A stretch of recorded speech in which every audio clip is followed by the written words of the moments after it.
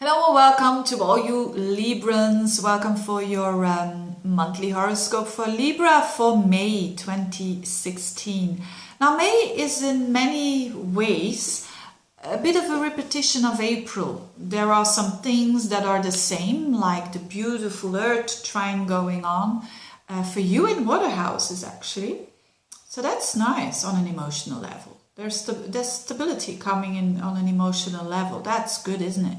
For everyone. And so that's good. Mercury and Jupiter are going direct. That's also good. And there's a clash between Jupiter and Saturn, which I will be talking about. And there is also an important full moon. Is your ruler Venus doing something specific? Well, actually not really. Except that it is for a long time in Taurus. So and Taurus is nice because it's not only your 8th house of the depths, you could say, of your psyche, but it's also making beautiful aspects. So let's break it down a little bit. So the good news is the continuation of a beautiful Earth trine. Now, what does it mean? It means that 3 planets are connecting with each other in 3 different elements, in the same element, but in a different sign.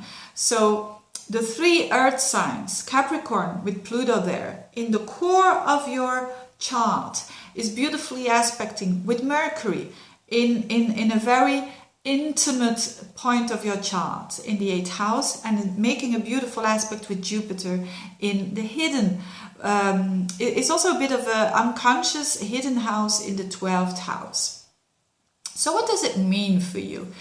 For everyone it means that communication, because that is Mercury, and especially after the 23rd, whilst Mercury goes direct, there is better communication when it comes to powerful communication, powerful and communication that helps us develop and grow. So that's for all of us, but for you in particular, it's on an emotional level. And what does it mean? It means that you feel that you are guided, you could say, but not in a bit of a non-tangible way, but in a real way. You feel that you have the support. You feel you have the support of the universe or of God, if you like. That's because all your water houses are activated and it's giving you emotionally a bit more stability there. Let's put it that way. Emotionally, whether you are an emotional Libra or not, it doesn't matter. You even though your situation is not easy in certain points of your life, this energy shows that you are emotionally quite stable. And that is sometimes possible, isn't it? That sometimes we are in some sort of crisis, or we are in a difficult part of our lives. You know, for instance, someone is not healthy in our midst, or we're having a bit of problems with a child or with our work. Notwithstanding, there might be some problems there. You're emotionally quite grounded, and that's a fantastic thing. That I certainly want to emphasize for you Librans.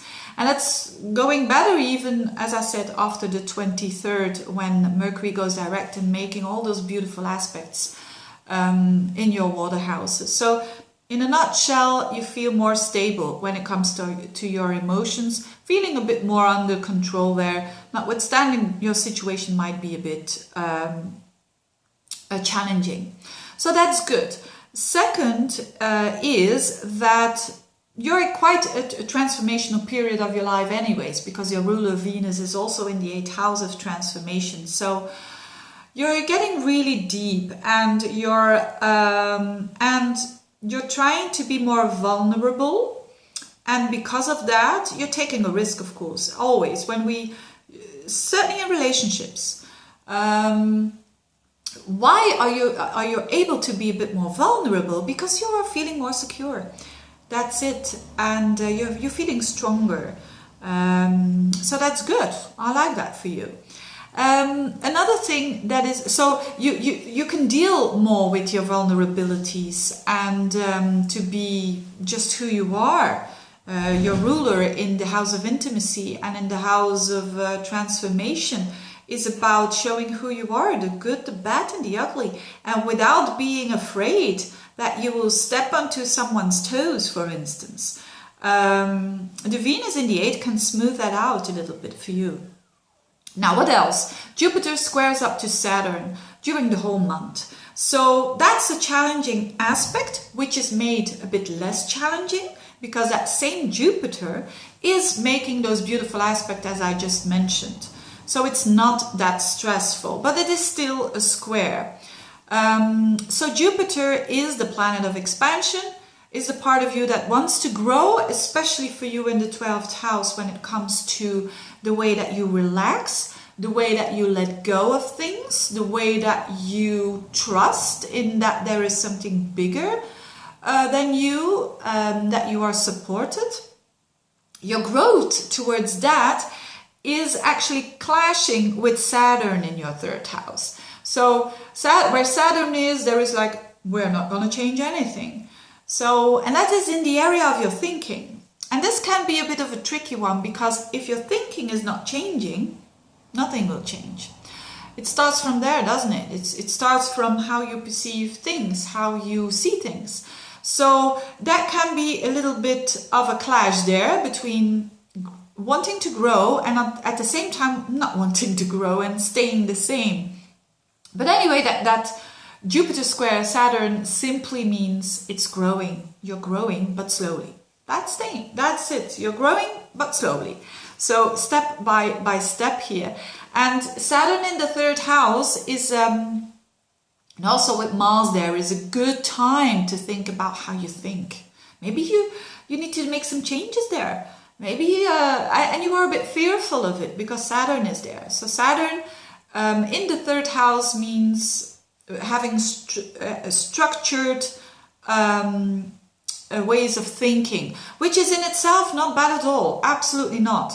But when it clashes with Jupiter, it means that there needs to be loosening up a little bit. So if you go too much towards the Saturn, Jupiter will knock on the door and say, hey, be a little bit less Saturn, please. Be a little bit more open, be a little bit more faithful and trusting in the universe and letting your unconscious, your gut feeling, that beautiful emotional trine there going on is certainly stimulating your intuition. So listen to that as well. Or maybe you are the other way around. You are too much Jupiter, following Jupiter. So then it means that you need a little bit more structure in your way of thinking. So when you're all over the place and you're absolutely not structured and you're relaxing too much, let's say you are that kind of Libran at this moment, then Saturn will knock on the door and will say, hey, got a bit of responsibilities here. Do structure a little bit what you, how you deal with things. So it's quite an interesting aspect that is going on. I don't know if you can see it. It's the other way around, the boss. That shows how much of an ego I have, doesn't it? Yes, so how can I include the boss thing with you? Mostly Librans are not really bossy, but of course, you can have maybe a moon in Leo or something and being quite demanding, or a moon in Aries like I have, which is also quite demanding, or maybe a moon in Scorpio, which is also a bit controlling, or maybe a moon in moon conjunct Pluto, which is also controlling. So, but most Librans will not have an issue with the boss here. Now, what they can have an issue with is finding the equilibrium, you could say, between your thoughts and someone else's thoughts. So, and therefore, I keep on looking at this, I don't know why, but it's a bit of an ego thing here. And we all have that going on now during around the third and the fourth week of the month. So the 2 last months are a bit of an ego thing that might be going on here. And that's why I'm putting this in with this the boss thing. And for you, it might have to do with your opinion versus a person who's close to you, their opinions. Or if you're single, maybe people from work. It's the 3rd house and the 9th house that are triggered here. And what is happening? There's a full moon there. Normally, I would not mention this because it's not in your sign. But it's an important full moon because it conjuncts Vesta. And Vesta is an asteroid that is all about dedication and focus, self-respect. So my respect towards myself and the other one's respect. And so this is happening around the 21st and in the houses of communication. So where the moon will be in the 3rd house, so where Mars and Saturn is. So there will be, with moon, Mars, Saturn, all in your 3rd house. Think twice before you talk. Think twice before what you say. Again, because of this thing. You might be a very nice, kind Libran, but know that your words can be very, especially with Mars there, and especially with the moon, so you can go a bit over the top with again, I don't think most Librans have that problem, but anyways, but you can harm more than you want actually. So, and the Saturn there in your 3rd house anyway is restricting you, is saying mind what you say. And this opposes in the 9th house the Sun with Vesta. So the Sun is there with that planet of dedication. And this has to do with opinions. This has to do with what you think, what other people might think, maybe from work, maybe from people that are very different from you, because that's also the 9th house. There can be a bit of a clash, or it can be a clash of your own ideas. Like the one part of you thinks like this and the other part of you thinks a totally different way. Mostly it's with people, you know, with oppositions like this, mostly it is with people that you're having a bit of a confrontation there. But again, Librans want peace, and you'll sort it out. You sort it out by working on your healthy boundaries and also respecting someone else's views and boundaries.